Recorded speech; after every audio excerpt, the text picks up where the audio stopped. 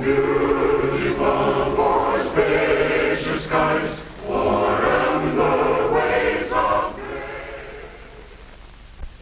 When our founding fathers established this republic, they created a political and economic system unique among nations, a system which has led the United States to the very pinnacle in wealth and in world leadership. This series of programs is being presented to help all of us understand better our advantages under our American way of life. For today's topic, let's join now a group of young people at the National Education Program Workshop in Searcy, Arkansas. At the classroom lectern is Dr. Clifton Ganus Jr., noted young historian.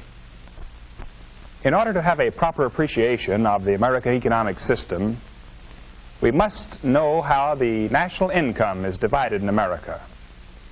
In other words, we must examine the distribution of the great wealth produced through the operation of American capitalism. Is the distribution widespread, or is the wealth of America concentrated in the hands of a few, as the socialists and communists say? This is the central question for our discussion today. The answer constitutes a tribute to our system, for the wealth produced within American capitalism is widely distributed throughout our population, as we shall see. Basically, an economic system must fulfill two social needs of the population which it serves. First, an adequate production of goods, and second, an equitable distribution of those goods. Of course, there are other measurements of value for an economic system. And in our previous classroom sessions, we have seen how well our own system measures up, how it provides a high degree of economic freedom, and great incentives for personal achievement, thus bringing about national progress. We know that American capitalism is morally right because its chief elements, private ownership, the profit motive, and the competitive market, are wholesome and good. They are compatible with God's laws and the teachings of the Bible. And lastly, we know that with her unique economic system, the United States produces 42% of the wealth of the world, although we have only 7% of the world's population and 6% of the land area. To sum it up, our system is morally right. It provides economic freedom and great incentives for development, and its production of goods is unmatched in all human history. This brings us to the central question, the question of distribution. Are these economic benefits under American capitalism being extended to American wage or salary earners? Or would this big segment of the population be better off under socialism or communism? A dramatic answer to this question came from an English socialist who visited America after Great Britain had experienced a socialist system for 5 years. Tell me, who could possibly afford to buy food in a place such as this? Well, this is just an ordinary food market. Most everybody in America shops in stores like this from time to time. You don't have to be a capitalist. It's not a luxury. Look at this, for instance. Competition and big volume keep prices down. I say, begging your pardon, sir, are you a capitalist? What'd you say? What I mean is, what is your work? I'm a railroad engineer. Utterly impossible. Another dramatic answer to the question of America's distribution of wealth was given by a Russian communist who visited America. Who owns all these automobiles? The employees in the plant. That cannot be. The sons of toil, they are chained to their capitalist machines. They are exploited. They have nothing, absolutely nothing under capitalism. The communist was amazed, of course. In communist countries, the workers do not have cars. A few of the lucky ones have bicycles, and the bicycle is a trademark of English and European workers. Comparatively few own cars. In America, as we all know, there are more automobiles than families, and this is only a hint of our productivity. Who'll risk a guess as to the total amount of the national income during this amazing productive era in America? Let's say for the last 25 years. Yes? I would say it would be hundreds of billions. Actually, it's up in the trillions. For the 25-year period just ended, it was $3,780 billion. You get writer's cramp with a figure like that. You may be wondering, who got all this money? To see how this wealth was distributed, let's look at this graph. This represents the total national income. To the employees of America, the wage earners and salaried people, went the biggest amount, 65%. The self-employed, professional people and small business operators got the next share, 9.5%. The farmers and dairymen who supplied food markets and our processing plants with the raw foodstuffs received 6.5%. Stockholders, the people who could save a little money and invest it in business and industry, received 4%. And you will remember that this amount was widely diffused, since there are 18 million stockholders in America today. Their investments of their savings have built new factories, provided new machines and other equipment to make new jobs in industry. The corporations themselves receive 7.5% before payment of taxes. After taxes, they retained only 3.fraction% of the national income. The people who had property for rent received 4%. And lastly, the bondholders, who provided the cash for new schools, new paving, home loans, and so forth, received 3.5%. Now let's examine the distribution of wealth in another way. Let's examine the income by families. In the most recent year for which we have statistics, there were approximately 50 million families in the United States.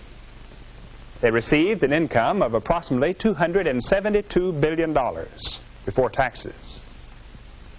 How was this income distributed among these families? Professor Ganus, aren't the majority of our families in the lower income brackets below $3,000 a year? Not at all, John. Nearly 21 million families, or 40%, received an income of $3,000 to $6,000. 15 million more families received an income of $6,000 or more. These two groups contain 70% of the population. That leaves only these with an income of $3,000 or less. Not to be overlooked, a good-sized group, 7%, received incomes of $10,000 or more. But only 3% were in the $15,000 and above bracket. And from this bracket came the bigger portion of venture capital or investment money to build manufacturing plants and to start businesses, thus creating new jobs and new products.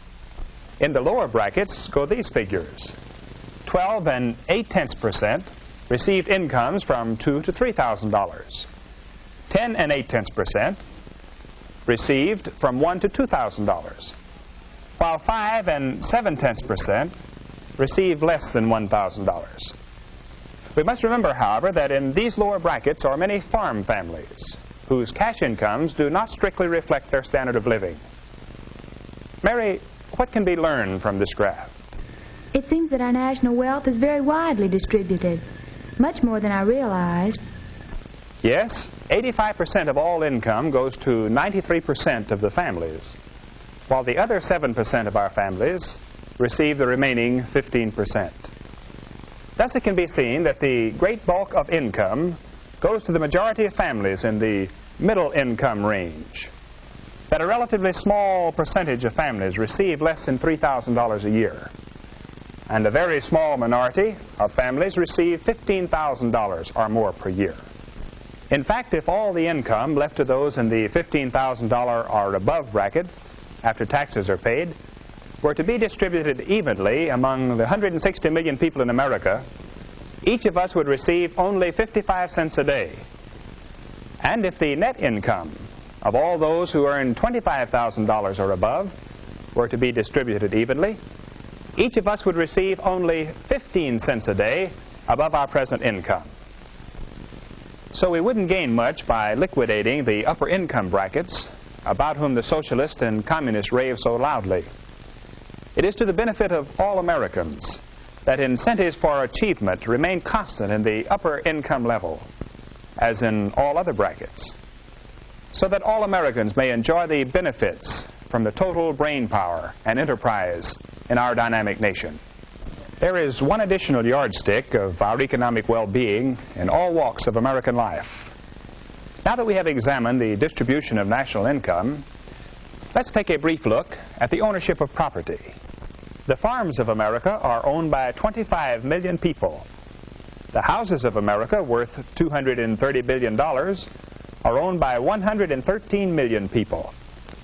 Our 50 million automobiles are owned by nearly 40 million families. The factories and machinery that produce the material things of life have 18 million stockholders. In one way or another, more than 100 million of our people own the wealth of America. And the remainder, most of them children and youths, will at some time in their lives own substantial wealth. The true facts about American capitalism's distribution of wealth and its great wealth production overshadow anything the communist and socialist have to show. The truth about the distribution of wealth under American capitalism makes Karl Marx the world's worst prophet. Marx, the socialist founder of communism, prophesied that under capitalism, wealth would be concentrated in the hands of fewer and fewer, while the great majority of people would suffer increasing poverty. The fact is that American capitalism has set a new standard for human welfare. And if we keep its basic principles strong and vigorous in the years ahead, the opportunity of every American for a still better living standard will certainly be enhanced. And perhaps even the disciples of socialism and communism will come out of their shadowy pipe dreams and join us in our march of human progress. At our next session, we will discuss the spirit of enterprise. Until then, class dismissed. The American Adventure Series is a production of the National Education Program, Searcy, Arkansas. Dr. George S. Benson, director. Dr. Clifton Ganus Jr. was our instructor. This is a continuing series based on the unique political and economic system which has made America great. Watch for the next presentation of The American Adventure.